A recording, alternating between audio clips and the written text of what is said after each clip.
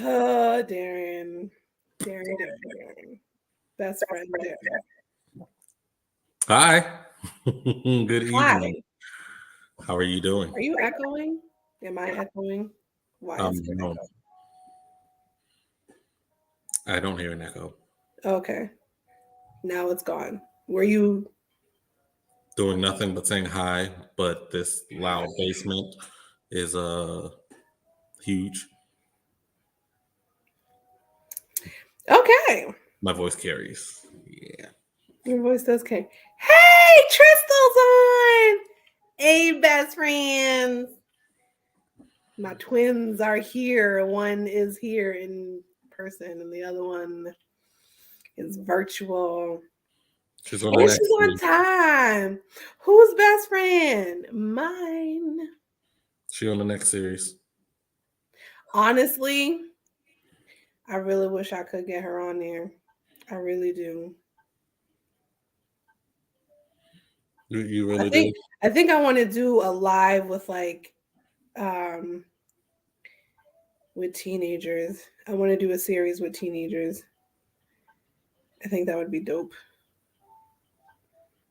With teenagers. That would be very interesting. Yeah. Because mental health in teenage land, it exists. It is a thing. And it's like, ooh, let me Let's bring a bunch of guys into this. yeah. It's for y'all. Anyways, hello. Your teenager says, hi, Naomi. T May says, hey. Where's my aunt Tasha?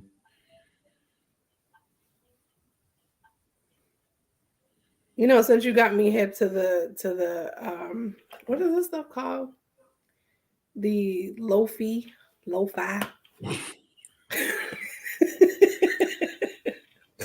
Well, I'm glad you found something that you can vibe out to. It's The lo-fi. very relaxing. It can bring a lot of peace to your day and and reduce some of the chaos that you have going on. Well, Talk people. about it. Chaos is a thing. It is a thing. Anyways, are you ready to be talked about? So I'm gonna brag about my best friend. I don't think we're going to be talked about. I do think we're going to have a very interesting discussion. Yeah, of course we are. Because you are the motivation. You are part. But you know what? We'll save that for the introductions. The important thing is that we invite the folks and then the folks come in, and then I'm going to brag about my best friend. So it's okay. So get all the nervous little jitters out, and then we're gonna go. Ma'am, I don't get nervous. Oh, excuse me. You No, don't let that fool you. I get nervous. It's okay. It's just me. It's just little me. And Crystal. We have conversations all the time. Not in a live format, but let's see. Maybe this will change. Maybe this will change my mind. Maybe this will change my mind. You can co-host with me. I don't know about that. No. Start me off with Hi, something. your brother's here. Start me off with brother. I'll get your coffee. Show up on screen for a second and dip out. I'll talk in the background while you are live. How about that? Did you not? Are you not going to acknowledge your brother? Your brother's here. I didn't know he's there. What's up, bro? Korea. Is that where he is? All the way from South Korea. It is about South Korea. And Auntie Joyce is here. My best friend is here. This is going to be great. This is going to be great. The messages pop up. That's awesome. Okay. Well, and my father. He is here. Okay. I think he means running in, not ruining in, but anywho. All right, so it's about that time. It is 7:35. Everybody, welcome to this lovely conversation. I will be all smiles because the man you see to the right of me is my best friend in the whole wide world. His name is Darren. But let me just say, so this Black Man Heal series, you guys, that you have been privy to, this is episode 5. Okay.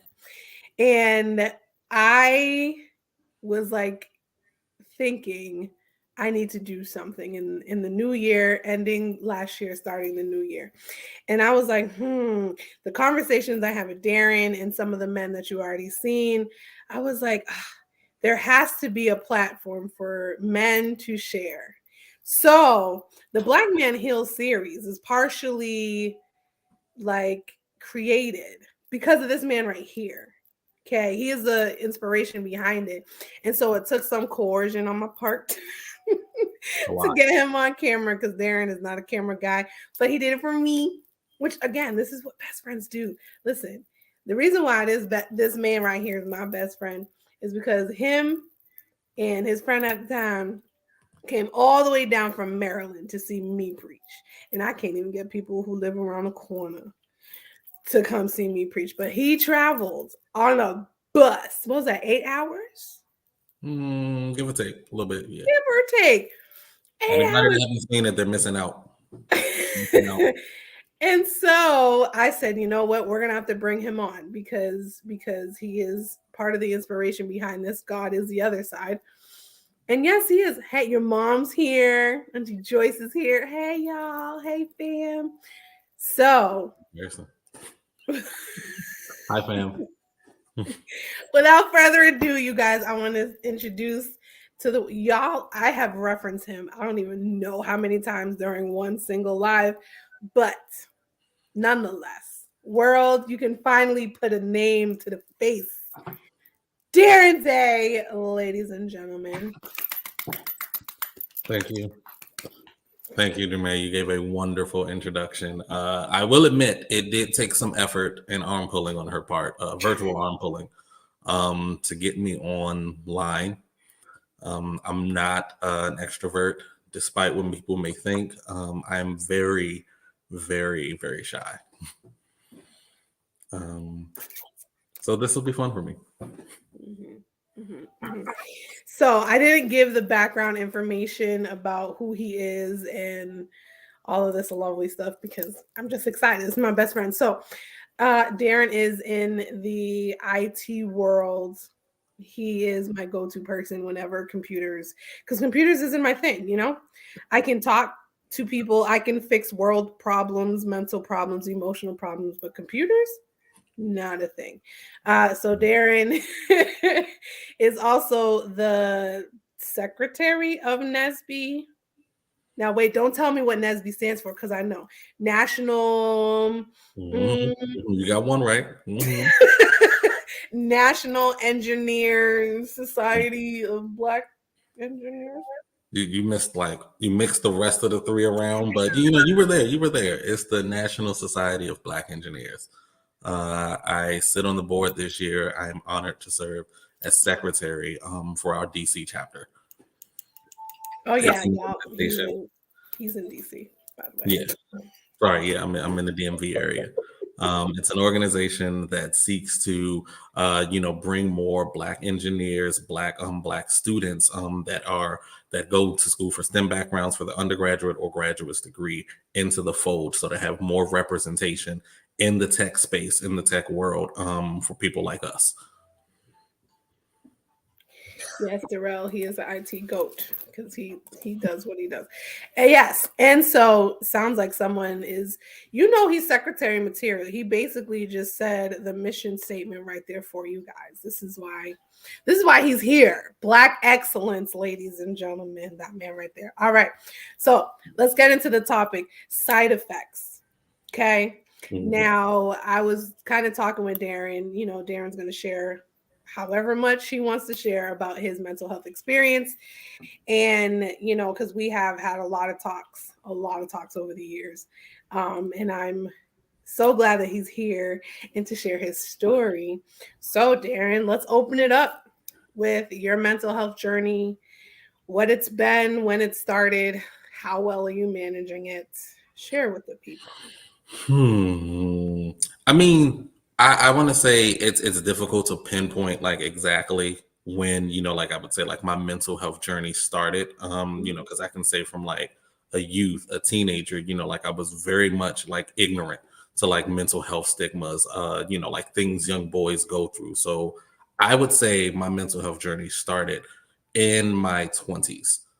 For example, where I started to notice, you know, issues is what I will call them, in symptoms where, the feeling of antisocial pops up, where it's like all of a sudden I don't want to interact. All of a sudden I'm not feeling up to the task of giving someone my energy, for example. So I would say I didn't start recognizing it until, like my mid 20s or so. But then during that process and during that journey, it did allow me to start to be a little bit more retrospective to what I went through as a child, what I went through as a teenager, and leading up into me being an adult and a grown man.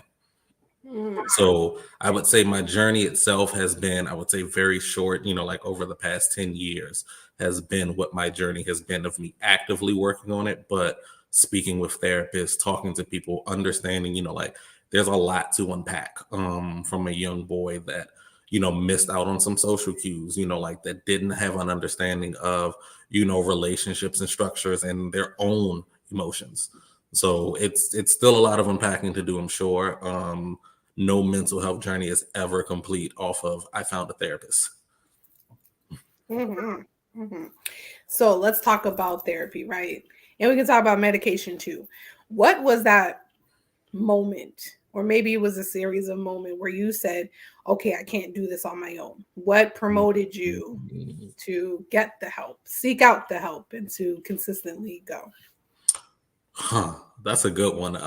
What prompted me, to, like started seeking out, like help, I wouldn't say from the mental health perspective. It was actually a relationship that I was in. I was in a very, I want to say, very emotionally and verbally abusive relationship where, it was hard trying to understand each other. It was becoming difficult to communicate. And I felt so alone in those moments. And it Mm, was recommended, maybe you should look for a therapist, maybe you find and talk to somebody. You don't have to do this like kind of thing by yourself. So I searched around. This was probably like over 10 years ago. I searched around and found a therapist. It was a lady. It was a black lady. And she brought me into her office, and I remember a lot of the stigmas that I had. Like one of the things that gave me the courage to actually look for therapists was it was a book I was reading. I think the author was Terrence Neal, and the book was called "I Don't Want to Talk About It."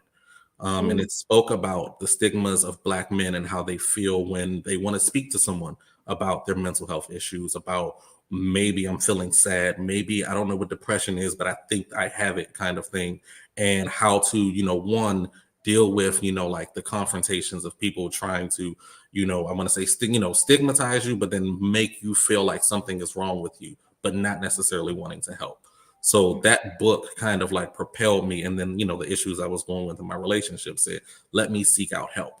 So I went into their doctor, the lady's doctor's office, and our first meeting, because I was just so scared that I was going to be labeled crazy. I was going to be labeled sick. I was going to be labeled like something is just disastrously wrong with you.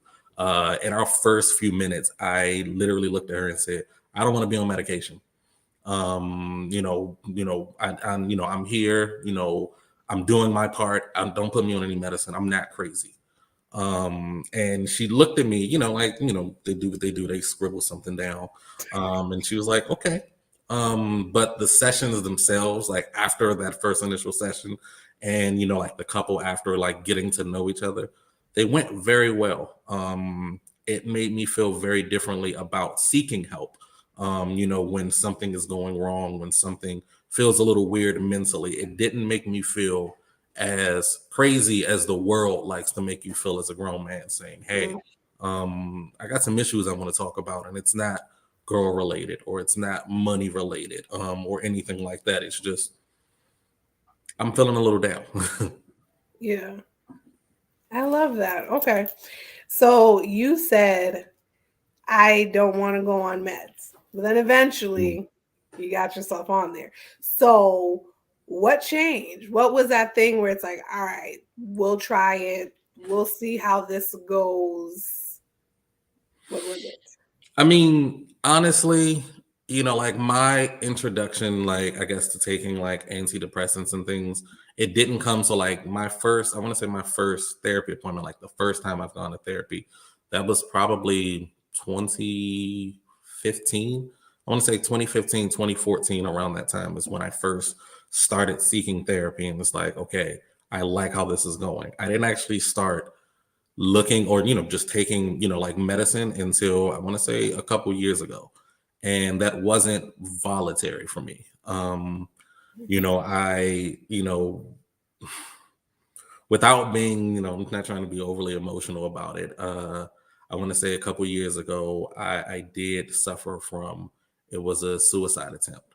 And part of that process in the state of Maryland is any suicide attempts where you have brought harm to yourself or have sought to bring harm to yourself. And they want to say somebody calls 911 and they do a wellness check.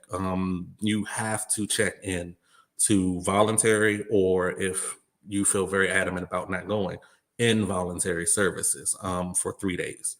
So it was during that time where I was in a mental health institution where they prescribed me, whether I liked it or not, antidepressants.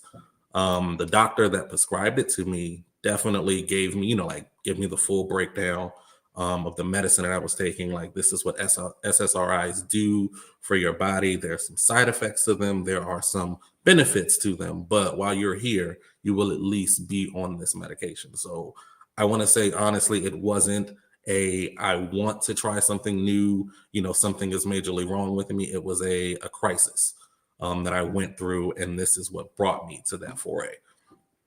After, however, like going through, like taking the medication and getting through, I want to say, the initial effects of it entering your system, I definitely had a very different view on what antidepressants and SSRIs do for people that need assistance, because you have people that have very, very chronic mental health illnesses where they need medication with the assistance of a mental health professional like a therapist or a psychiatrist that help them cope with whatever they're going. So after going through that, it did break a lot of the stigma that I was initially like, you're crazy, something is wrong with you, like you must be bipolar, or that's initially what I thought when somebody says, oh, I'm taking medication, I'm on medicine or something. It's like, yeah, you have a big issue, that was what I did not want to be labeled as, like at any point of my life, because it's already hard enough, trying to get people to understand you, trying to, communicate your thoughts, your feelings, and always feeling like, and having to, portray that everything is okay. It's already hard enough to do that.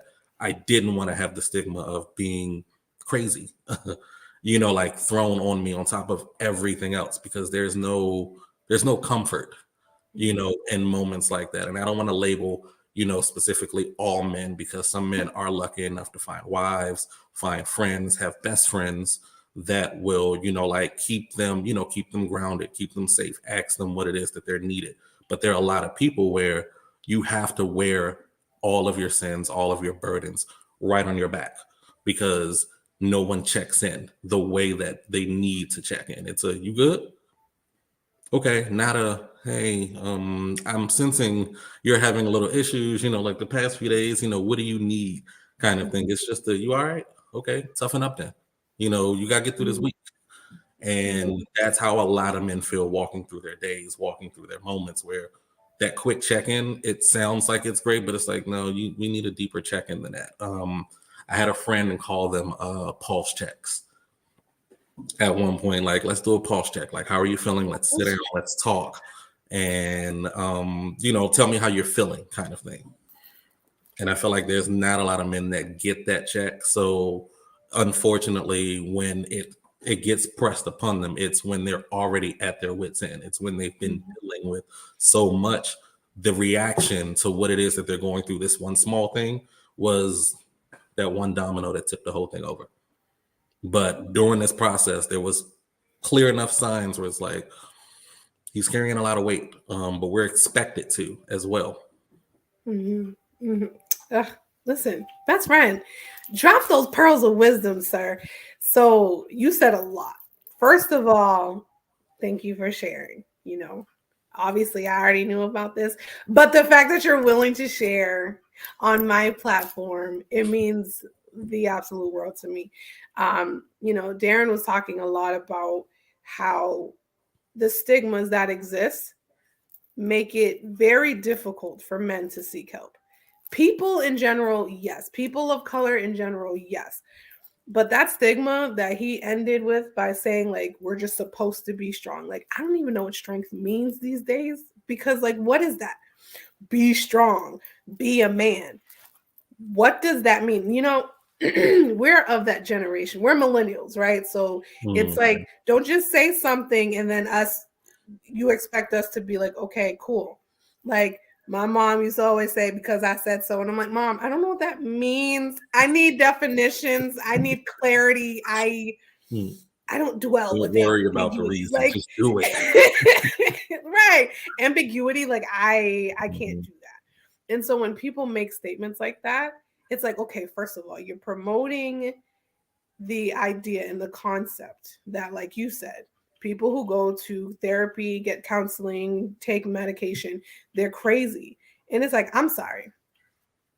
Life happens to all of us, and all of us sometimes have moments where life will like sucker punch you in the gut, and you're just like, yeah, I can't continue. And for mhm, you, again, thank you for sharing and being transparent about the suicide that you had, the ideation that you had. I think the beauty of it is that even though it wasn't voluntary, we know, you continue to take them. And so part A of why it's called side effects is because psychotropic medication, aka medication that you take for your mental health, mhm. there's side effects to it, right? There's benefits for sure. Then there's the side effects. So if you don't mind sharing, Darren, what were the benefits that the medication helped you with, and then the side effects? Mm, okay, some of the benefits. Let me see. I'm trying to remember the medication that I was on at the time. For anybody listening that has questions or maybe on it themselves, I'm trying to. I think it was Wellbutrin, is what I was taking. So it was a very, she gave me like a very small doses of it. It was something you took, I want to say, and I took it in the evening because one of the negative side effects was, feeling tiredness. So it was, she was like, don't take this on the day. I still work. So you do not want to be taking a nap in the middle of your day, working on somebody's computers, and, the phone just goes dead. So I took mine at night. And I would say some of the benefits that I received from it, it was not so much, it's kind of hard to call it a benefit, because it gave you the feeling of, for me, feeling what feels like normal. Not having like an overreaction to emotions, like instead of it being black and white for some people, you're either angry or you're very quiet. It was just like being able to balance between them, like when there was a need to be, I want to say disappointed, upset, or something, you were able to explore that without jumping into the deep end and just, going very, very negative with your emotions. But if some feelings of feeling happy or joy, like you would feel them normally. So I felt like what it did for me was balance some of the stress that I was already dealing with. I overthink a lot. So I create my own anxiety just by thinking like overthinking problems that I'm going through, like how am I going to get through this? How am I going to do this? Like how much money is this going to cost me? Oh, so I can create my own anxiety from just overthinking. And it helped me rationalize a little bit better in my own mind, like, hey, don't sweat the small stuff. Because that being said on its own is meaningless. Like somebody, hey, just smile, just stop being depressed, okay? Like, good job, thank you for what you did. But the medicine was kind of like saying the same thing, but giving you the ability to, okay, you're right. Let me not stress too much about this. I got other things to worry about. Yeah. I got a day to get through, for example. So I can't sit here and, stress, because sometimes it could get very heavy to the point where it's like, this took over my whole day of me just stressing over this as I'm still working. I'm solving these problems, worrying about this problem, dealing with these issues, worrying about this problem, hanging out with friends, stressing about something for the entire day. And Mm, it just let me let go of it so I mm, can be in the moments I needed to be in. So if I'm concentrating on work, I could fully concentrate and give my all on that. If I am hanging out with my friends, I could fully be in the moment and enjoy it. It gave me some of those benefits. and the side effects. I want to say one of the negative side effects, public safety announcement: do not drink on that stuff. I'm pretty So sure it says it on the bottle, but It proceed. definitely says it on the bottom. My doctor warned me, but like you hanging out with friends. I'm like, I'm not. I'm gonna tell you too. I'm gonna tell you how it is for real. I'm gonna say it how it Please do. is. Um, One of the biggest, like I want to say side effects I had. I called it stilling time because then this is one of the reasons you should probably, if you're ever on antidepressants, you should probably never drink because it increases. I want to say your ability, if you've ever had it, to just black out. You do Mm, not know what you're doing, and your mind is still fully present in the moment, but your body is not. Um, there would be moments where like, yeah, we're hanging out, and then you blink, and there's 45 minutes of time passed, and you don't know what you were doing, whether you were sitting there, whether you moved, whether you had a conversation. It made me not want to drink at all. mm. So it was something I learned the hard way. Hopefully, no one else has to. Listen to your doctor, please, because they don't tell you why not to do it. They just say don't do it. And I'm like, I'm one of those people I'm inquisitive. I will press every button in your car. I will flip every switch in your house. So if you tell me not to do it, I need more information so I know why I really don't need to do this. So some stuff isn't worth testing though. And another unsurprising side effect was so before I, was on antidepressants and stuff, I used to journal a lot. So like I had, a little journal I'd write out, how I'm feeling at the end of the day, what's going on. It's not always bad things, just good things like, hey, the most weird thing happened to me. And throughout my process of, like taking antidepressants, it felt like I lost the ability. And I want to say, like, not necessarily the ability, but the motivation to be more creative.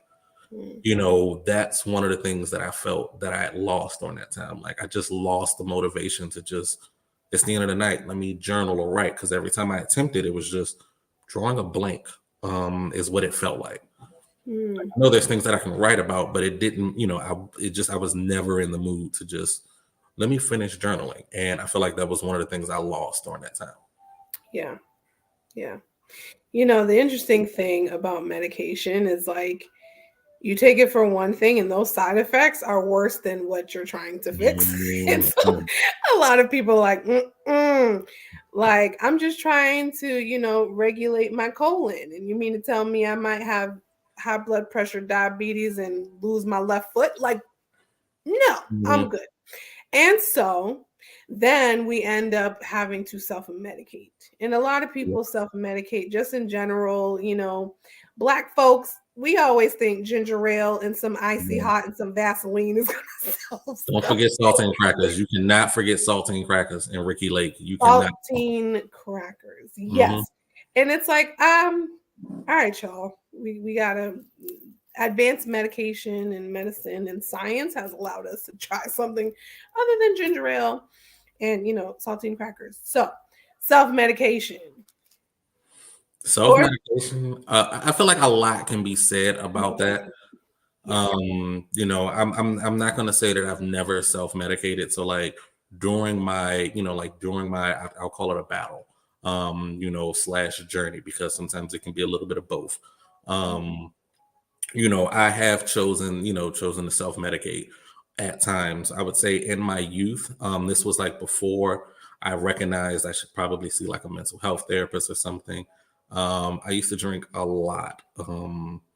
And I didn't realize how much I used to drink Mhm. until um, I started noticing, like, all right, I'm drinking a whole lot. And I didn't realize, how much I was abusing alcohol at the time, and me being young, not knowing like, hey, alcohol is a downer. It does not fix anything. It'll help you erase it for the moment, but you'll feel 6 times worse, about whatever it is you were trying to erase as soon as it wears off.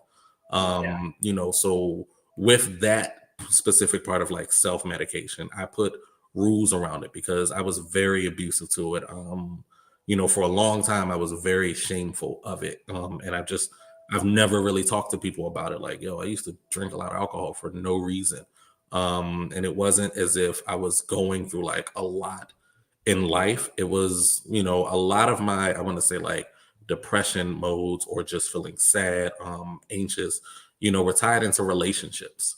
They were tied into relationships with the people I was with at those times, and, not knowing how to process it, not being a great, effective communicator, or mediator or some things. And it was just like, I don't want to deal with this anymore. So I'm going to turn to my man, Jack. I'm going to talk to Captain Morgan right quick. I'm going to drink whatever this is in this bottle. I don't know what it is, but down the hatch. And it was a very, very, bad cycle of destruction. So through that, I created hard rules around drinking, for myself, and learned not to use that in periods of like sadness, depression, because it always makes you feel worse.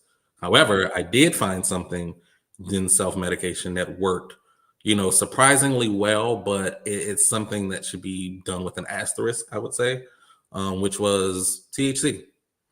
It was something, like I think I'm on the fence of using it for like self-medication reasons, even though that there's clear benefits, but I do feel like it's something you should use and let your doctor know.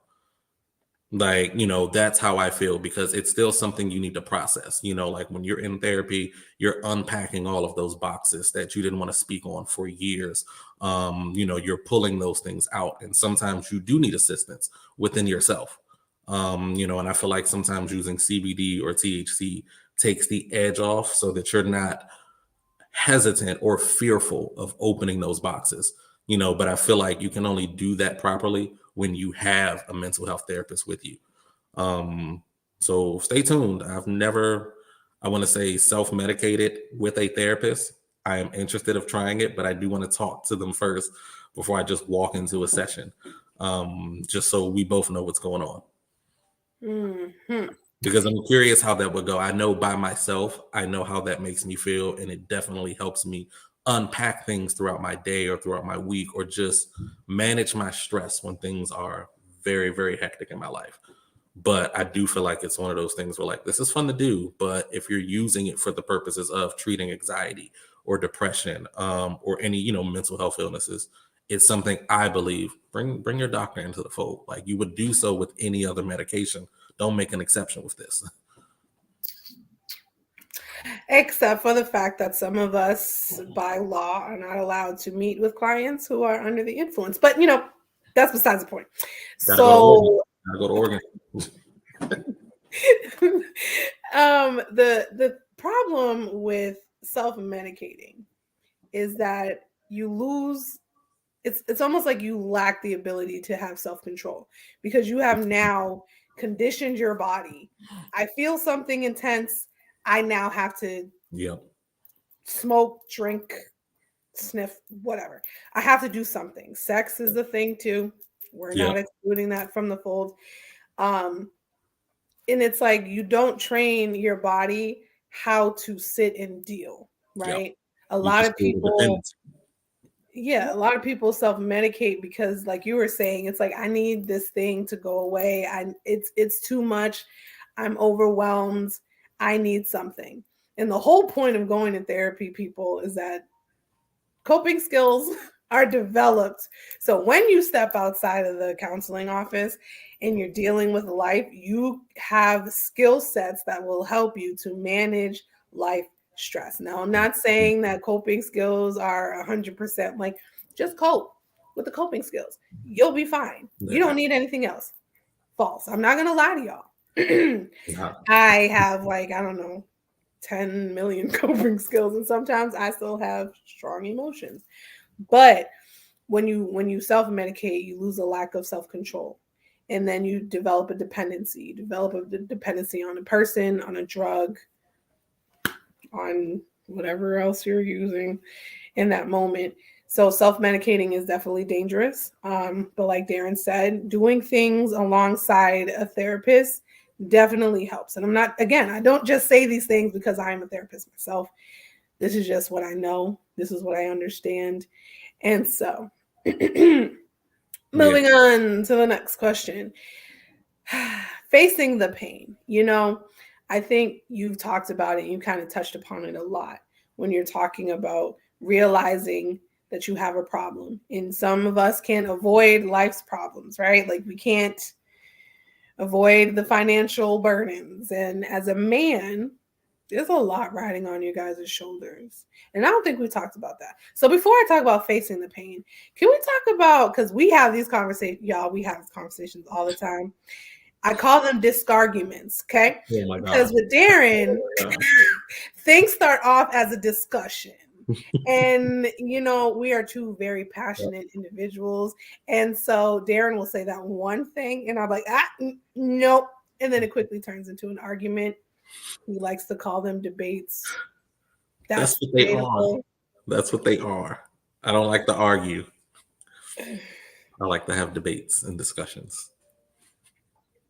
Well, so let's talk about the gender discrepancies, right? Help us to understand the weight that men often have to carry on their shoulders, and what about society just kind of forces those narratives. Or maybe it's women.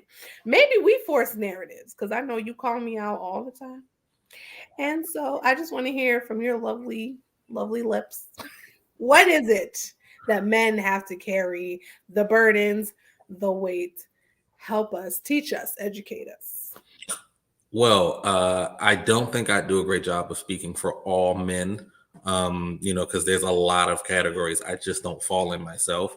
But I do think, like men that have a lot of responsibility, like where you're talking about married men that have children, that run businesses, for example, there's a lot that gets placed on your shoulders as being the provider of, of many. I can't speak too much from personal experience. I can speak to that from, me seeing, other providers and the stress that they go through. Like I see my pops work himself all the time. As much as he can to provide for his family, to keep, to have a stable household, so that there isn't an issue financially, there isn't an issue. I've seen other men, like, hey, I really got a better job opportunity over here that will bring me more money, but I can't leave my children. So I'm going to stay in this place so that I can better provide for them, because as much as this would bring me more money and more income for them, I can't not let them have them in my lives. For example. So I don't think I can speak to all men, but I do think, I would say it's a combination of things. We all go through so much in our lives. There's a lot of different things that all men face, but like there's a couple of things that are always constant.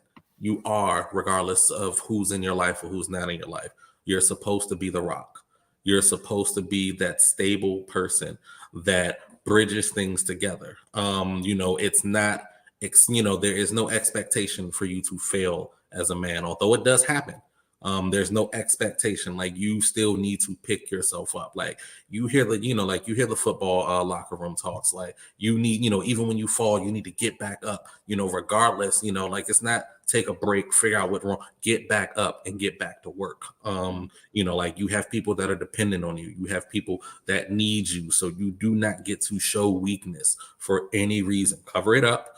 Whether that's with alcohol, with women, with weed, cover it up and get back to work. That's what's expected, and there isn't really room in a lot of men's spaces for them to have conversations about it. Talking to other men, like I've only just discovered like groups of men where they can speak, like to each other about, hey man, I'm really going through X, Y, and Z. And then, these are other brothers trying to have conversations with them. Not necessarily, like to console, but console if necessary, where we can speak about our problems openly to each other. And it's not a, man, something wrong with you. Nah, that's gay. Like, stop talking like that. Like, something wrong with you. Like, you sure you ain't just, just come on, just have a drink with me. Let's have a shot. Like, we got to change the mood, instead of it being that, like, men themselves are, are harsh on us as well. Like, I don't want to put the blame on just, like, one specific gender. Like, I don't want to say it's women, that are just causing the issues or anything. Like, men themselves put a lot of pressure on each other as well. Mm-hmm. Like, sometimes we can be our harshest criticizers. Like, like, think of like alpha males that are just like, I'm expected to take care of my whole family. They're not, they're not going to be the best ones equipped to say, hey, I'm really going through something. I need to talk to you, and what you need to talk about, just put up and get to work. Come on, work. Mm-hmm. Like, we don't have time to sit down and talk. It's time to put in some work.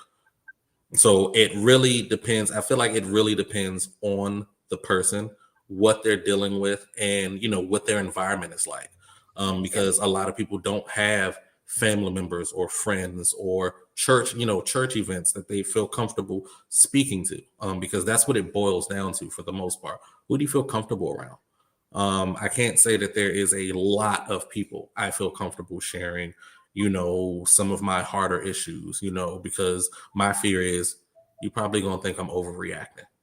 You're probably going to think it's not that big of a deal. You stressing over nothing. Stop being dramatic. So for me, I'm not going to share. Like, if I even perceive that that's how you're going to take it, where I'm trying to come to you, and what I think is a safe space, I'm going to not share. I have male friends where, you can't speak to them about anything emotionally because they don't know how to deal with it. Like, we as men aren't necessarily taught on how to tackle emotional issues. So I might have friends that need help. They don't have anybody in their circle that could assist them emotionally or mentally, because all they're hanging out with other men. Which is why you see a lot of men, and I hate to make it look like this, where we rely on our women, for those traumas. We rely on our women for, the issues that we're going through, because a lot of men, the only person that they can speak to is their girl. And unintentionally, they end up becoming our therapists. They end up becoming our emotional regulators. They end up becoming the person that, will solve all of our heart's problems, because that's the only place we feel safe. I can't go talk to the bros about this. Pops, my pop's too busy. He ain't got time for this. He don't even live in this area anyway. My mom wouldn't understand, but my girl, she gets me. And I'm gonna give it all to her. All the baggage I had in the last relationship I wasn't able to resolve, I'm gonna give it to you now. All of the issues that I had, growing up, you can take care of them. And it causes a weird dynamic in the relationships where you're not my therapist, but you about to be. Like, I got problems I need to unload. So while we talking over dinner, while I'm taking you on these dates, deal with this. And it's not fair. I'm not saying that to be it's fair, but I know it happens. I've personally done it in my past myself. And it's not a good feeling because it's kind of hard for us to reciprocate it. You feel me? We're not necessarily learning how to, reciprocate the emotional, what am I trying to say? The emotional feelings that we're getting, for lack of a better term here. So we end up that felt great. That felt amazing. You made me feel real good. Now I don't know how to repay you back for this. I don't know how to give you anything else out of this, but I got more issues you can help me solve, or I got more baggage if you're willing to deal with it. Your twin's helping you out. Your twin is saying emotional support. Emotional support. Thank you, Crystal. Thank you. First of all, he keeps telling me I need to write a book. Do you hear the gems that this man is dropping? You need to write a book. Just a side note. And you brought up the church, and I'm churchy. It happens.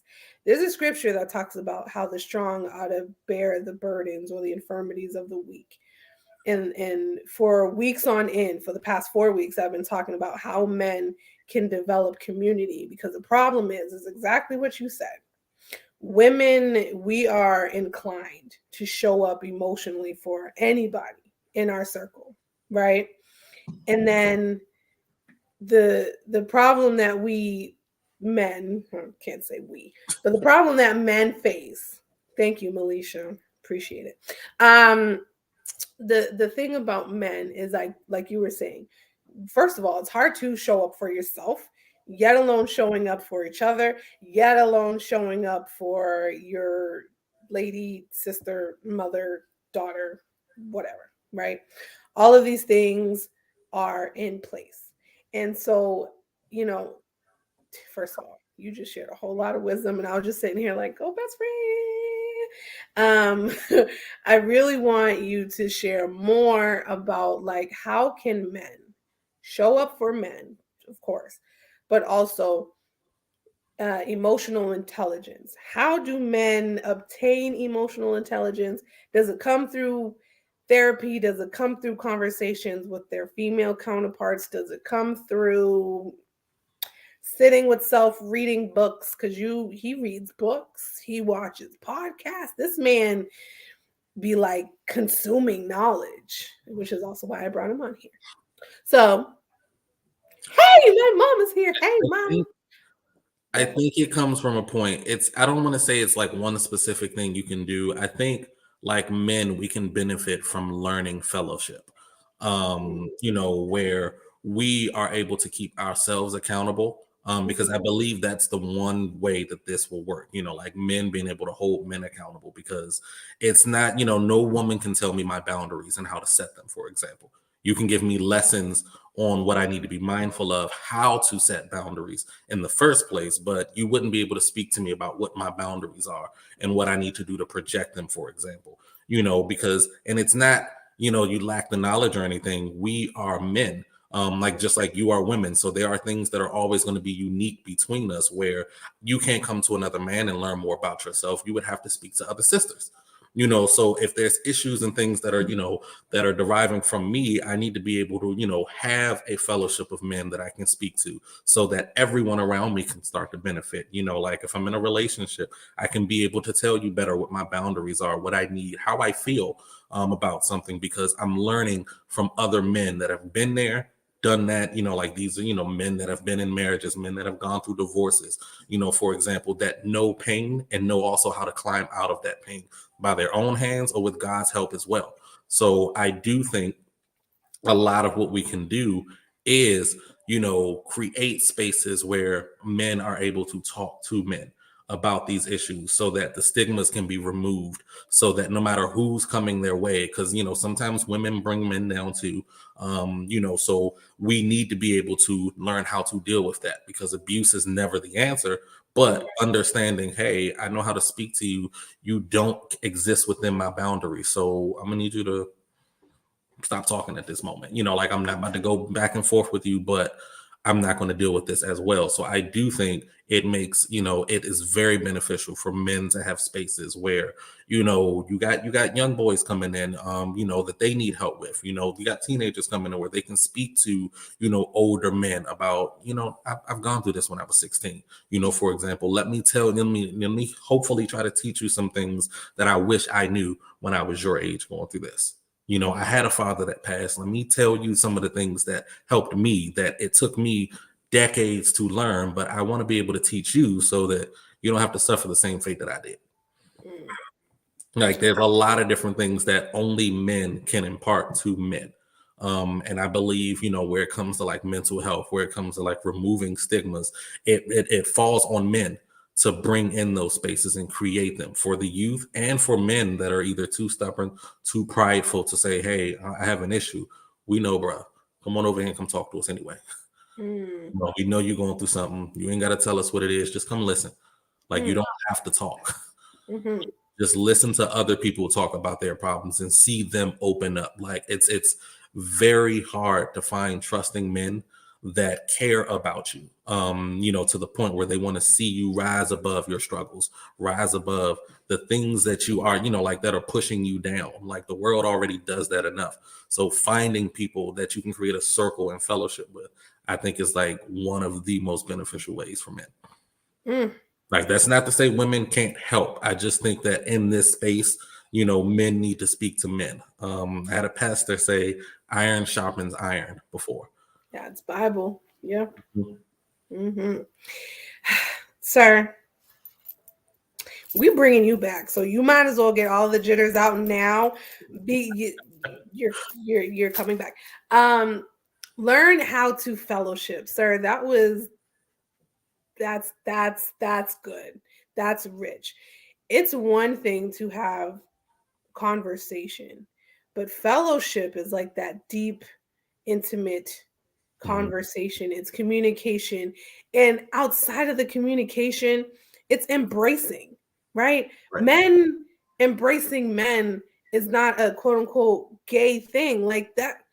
Who else, like you were saying, who better to do that than someone who understands the struggle? Like I can understand because I am a Black female, so I understand the Black struggle, but do I understand the Black man struggle? No. No, and there's only so much consoling I can do where it's like I'm gonna give you the love, I'm gonna embrace you, I'm gonna give you encouraging words. But I don't know. We have a question in the audience. Your mama said You can see questions. Go, Marco. Anyway. I'm not gonna survive a part two. I'm proud to call him my best friend, Mama Karen. I'm not gonna survive a part two.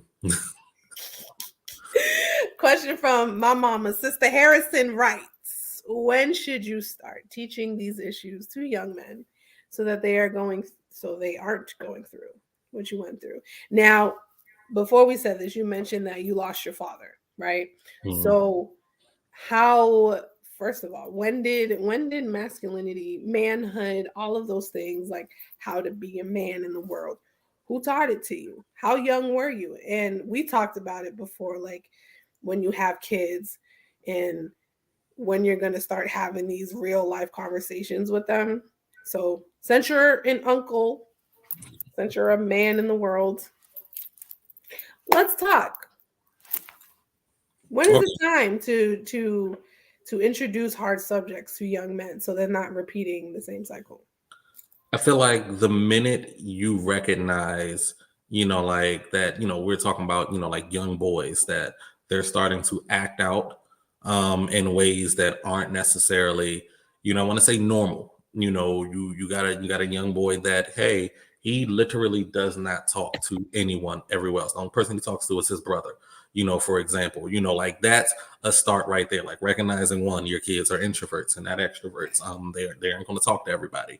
I don't think it's a specific age. I think it's a mindset, because all children don't, they don't grow, they don't evolve the same. And they don't, they all don't live in the same environment. So I think it's a mindset.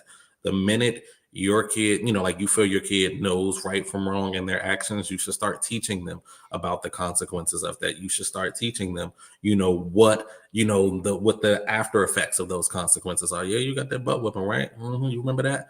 How's that making you feel? Like that's a good opportunity right there to start talking to them. Yeah, there's discipline. Let me talk to you after that. Tell me how you feel. Let's talk about why I had to do this. For example, you didn't like a choice I made. As a parent, let's start talking about and processing how you feel. I feel like, there's a difference in, like I want to say for the past generation, there was a difference in how you raised your young girls versus how you raised your young boys.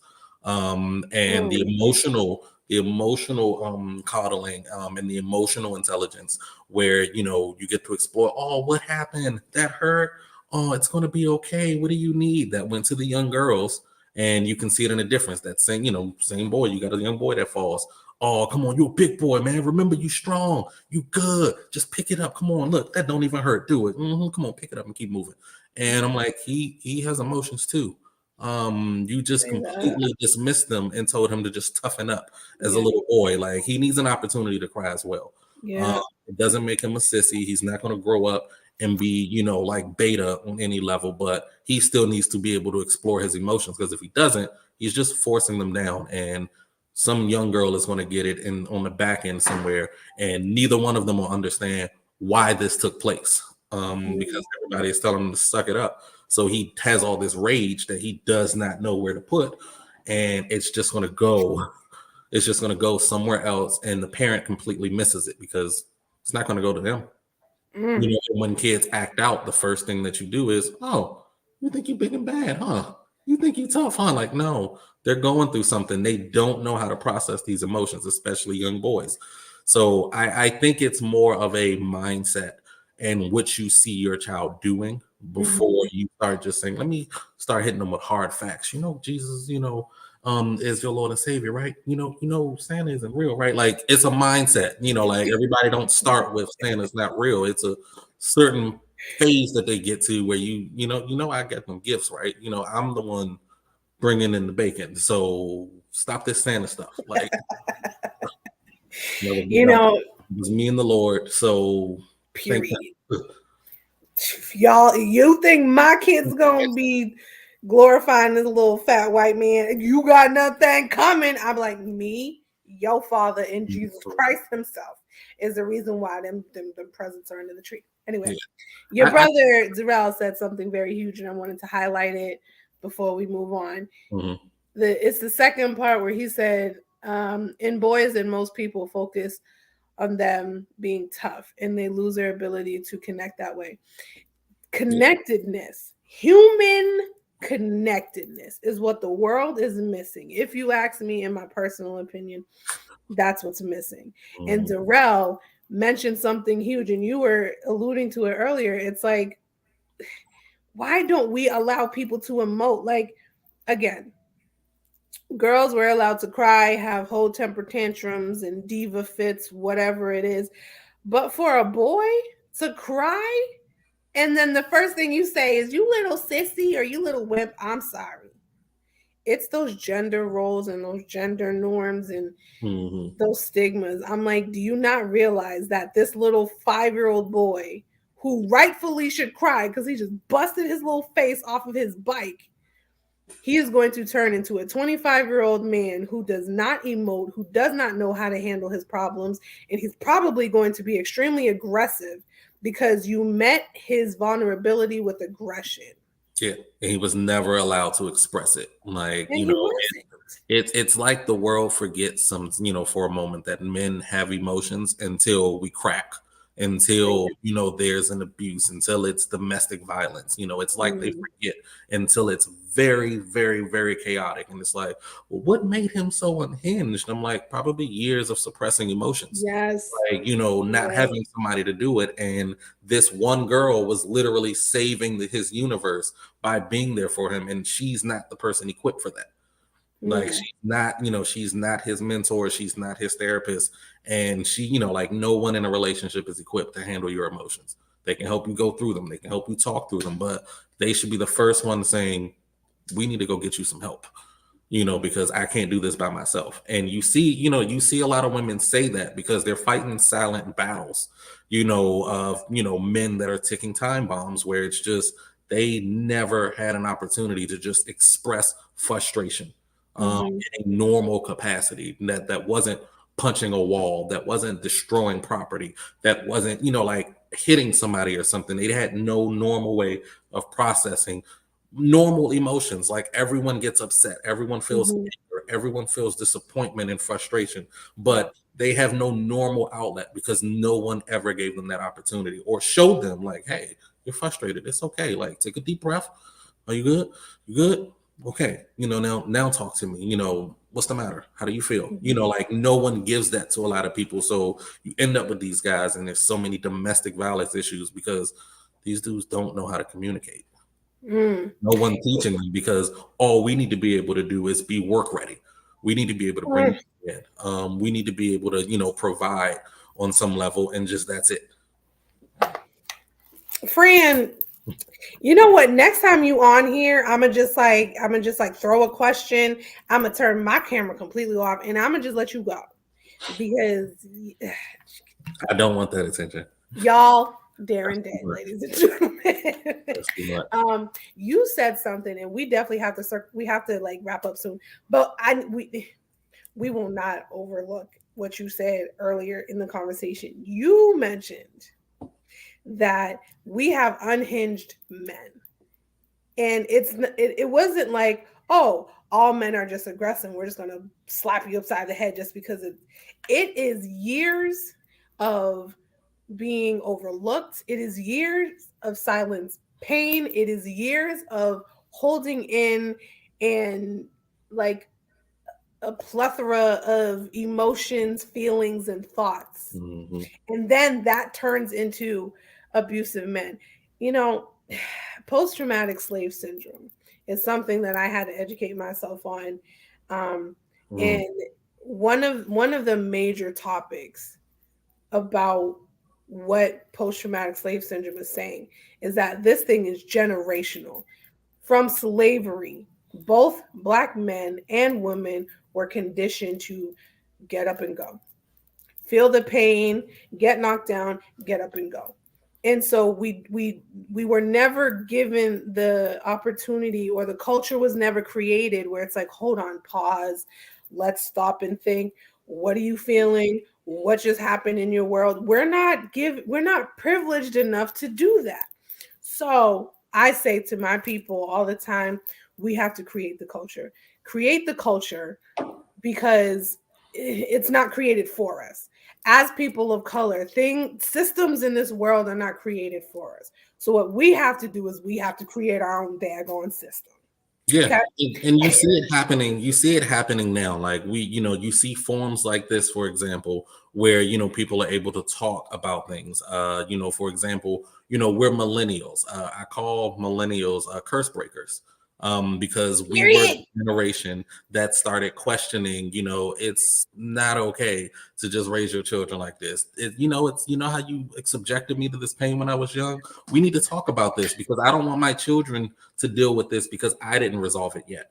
You have a lot of millennials out there that are questioning the norms of parenting, of culture, because they see the issues. And it's on, it's our generation that's breaking it, and it's generation, it's the Gen Zers that benefit from that because they get to be able to be uniquely themselves in this moment because they have little brothers, little big brothers, big sisters, uncles, like that are millennials saying, hey, yeah, we not doing the same thing no more. We're not, raising our children the same way that we were raised because it's definitely toxic. It's been toxic. You can't just whip my ass, send me to bed, and don't talk to me about this. You can't do that. Like, it's not right.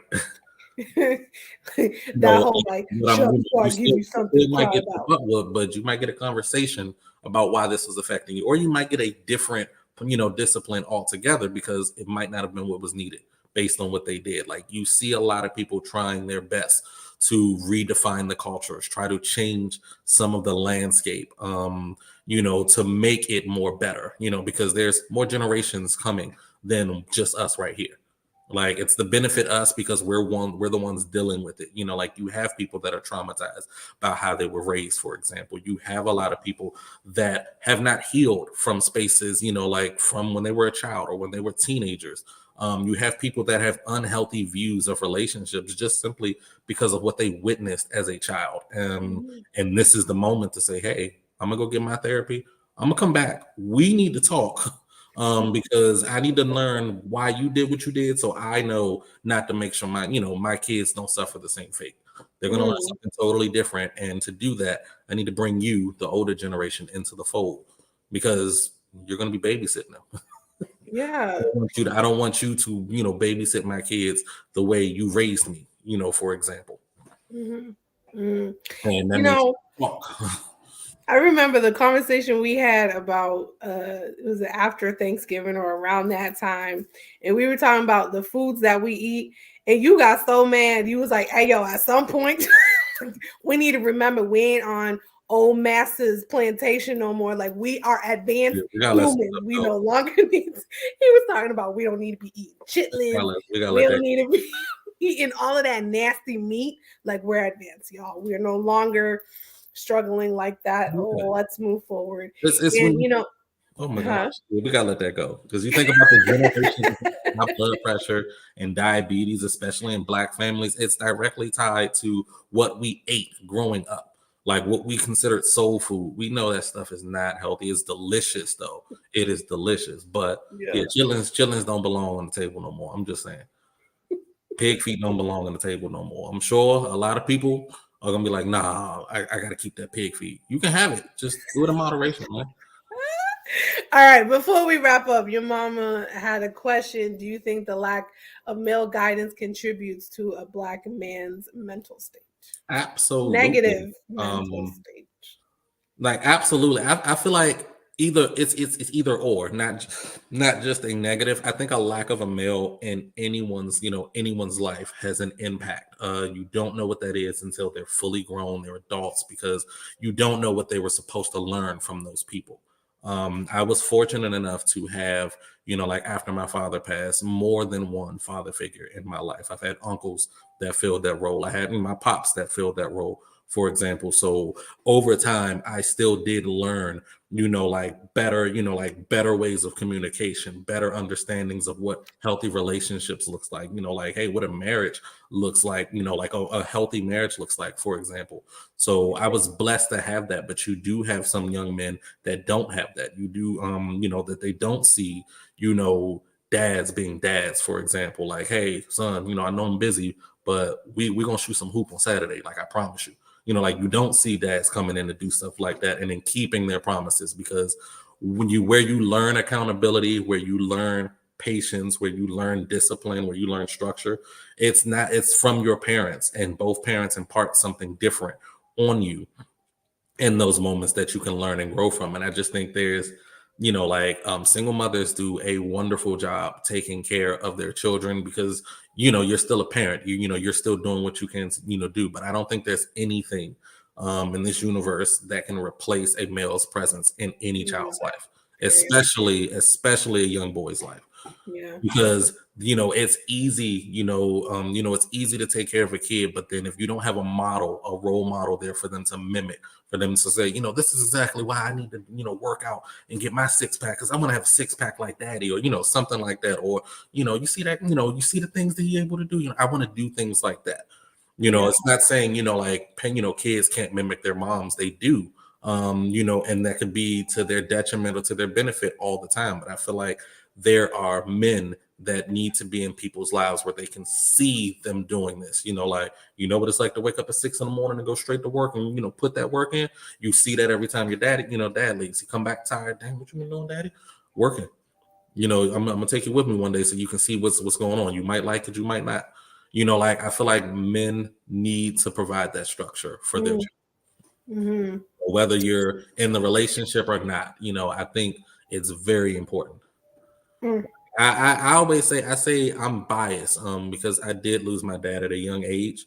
So anytime I hear people that like have issues like with their fathers, for example, or like my dad is a POS, or something like that, and I'm like, hey, hold on, he's still alive, so there's time to salvage things. It's not going to be easy, but there's time to salvage things. I bet you might want to solve it before things get before it gets too late, because then you're going to end up with a bunch of regrets about why I couldn't ask about this, why I had questions about this, I didn't get a chance to see you do this. So take the moment, like, it ain't easy. Some relationships cannot be salvaged, and that's unfortunate, but he's still alive, so you have an opportunity, and he does as well, to make things right, or for you both to be present. Mm. Like, I'm a big fan of better late than never, because I don't get to ask my dad those hard questions. He does not get to see me grow up, and become a man that's likely mimicking a lot of things that he's done in his life, unbeknownst to me. So he does not get to see that, and I don't get to benefit from that as well. Like, I'm fortunate to have, a father figure still in my life, but it's nothing that, there's nothing that can replace your own dad. So Yeah. I'm always biased to that. Like, yo, your dad's still alive. Chill out. Like, help him fix himself so you can have that relationship you need with him. Because when he's gone, you're gonna have a heart of regrets, a heart full of them. Yes. Finger snaps, all of that. Absolutely. Now, y'all see, well, those of you who know Jermaine and Darren, Jermaine is hyper and overly protective of this one.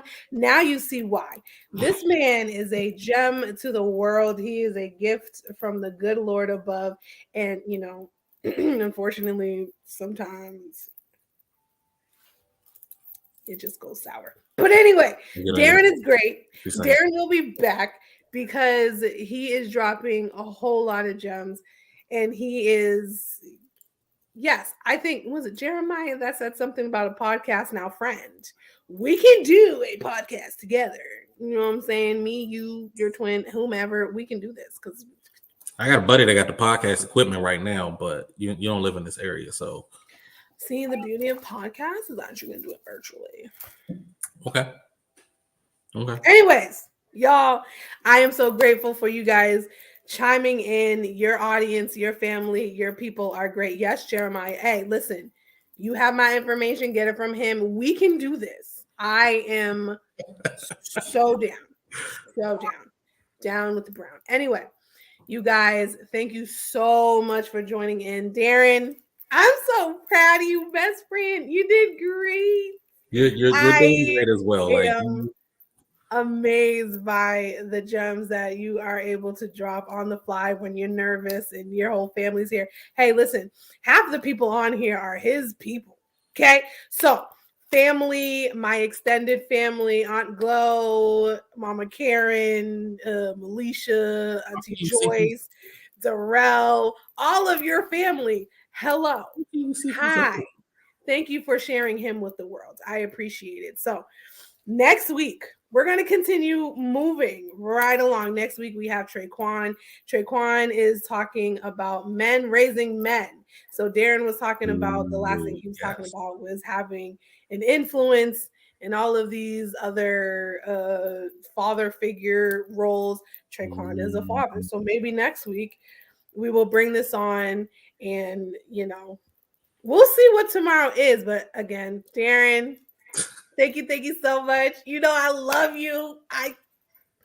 All hearts. This is my best friend. You're welcome, best friend. I appreciate you. Thank you for having a platform for people like me and the men before me to speak on. It does bring a lot of insight for people that may have been interested, for people that don't know, like, hey, everybody in the world suffers a lot. But men suffer, differently. Because I don't, we're not about to make a gender, a war over here or anything. Like, we suffer differently. There you go. But I want to thank you for having this platform. Of course. Darren's one of my greatest supporters, BT Dubs. Like, I don't know a thing that I've done that he hasn't supported. So this is what best friendship looks like. Healthy relationships looks like. Anyways, next week, 7:30 p.m., I will be bringing on Traquan. You guys have a blessed night. I hope you guys will share this with your family, with your friends, whoever. Oprah, Steve Harvey. Listen, just you need to bring Steve Harvey in. Yeah, bring Steve Harvey. I got a suit. We're both introverts, but I mean, I can be on someone's television. You know what I'm saying? So, somebody knows somebody. I'll be behind the camera. I'm not trying to be on TV. Thank you, Darrell. Send it. I'm not trying to be wherever. On TV. You don't gotta be on it. I'll be on it. It's fine. I'll drag you, pull you on. You can be like my publicist or something. Anyway, we're getting way off topic. You guys have a blessed night. Thank you guys for coming in and sharing and commenting and liking and all of the things. I hope to see you guys next week, 7:30, with Traquan talking about men raising men. Have a blessed night. I love you all. Thank you so much. Check out her past videos too. That's it. That's all I'm saying. That's that. A period, best friend. Bye, guys.